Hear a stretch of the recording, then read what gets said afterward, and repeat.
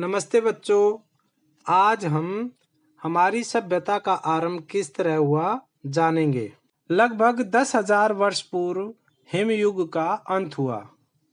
पिघलती हुई बर्फ से विश्व के कई भागों में अत्यधिक पानी फैल गया। शीघ्र ही मनुष्य ने पशुओं को पालतू बनाना और खेती करना सीख लिया।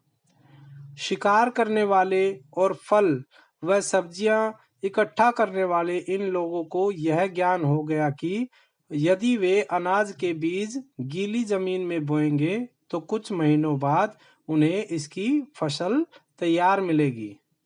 उन्होंने जंगली गेहूं और जौ के बीज इकट्ठे किए और खेती शुरू की। पश्चिमी एशिया में प्रारंभिक खेती हुई।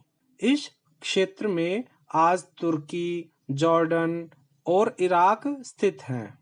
वे पत्थर पर गेहूं को घिसकर आटा बनाते थे, जिससे वे रोटी बनाते थे। किसानों ने भेड़, बकरी और सूअर जैसे जानवरों को पालना भी सीख लिया।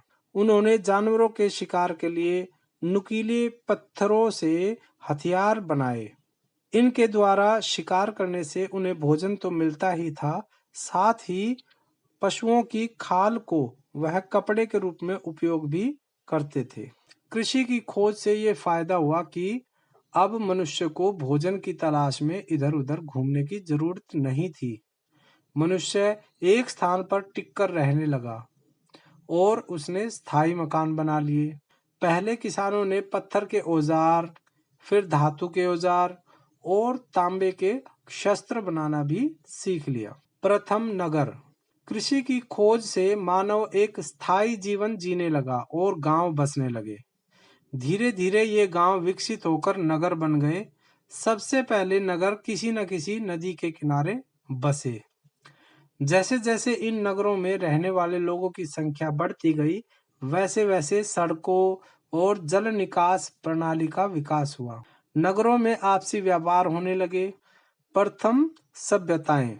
खेती करने से पहली बार मनुष्य के पास इतना अनाज था जो बड़े जनसमूह के लिए पर्याप्त था। हर किसी को अपने लिए अन्न उगाने की आवश्यकता नहीं थी।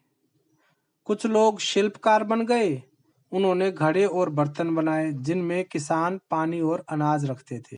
उन्होंने सुंदर जेवर और लकड़ी का सामान भी बनाया। लोहारों ने किसानों की आवश्यकता अनुसार औजार बनाए। उन्होंने शस्त्र भी बनाए। इनके बदले वे अनाज लेते थे। इन्हें सुनियोजित ढंग से रहने के लिए नियमों की आवश्यकता थी। ये प्रथम सभ्यताएं थी जो एशिया और अफ्रीका में पनपी।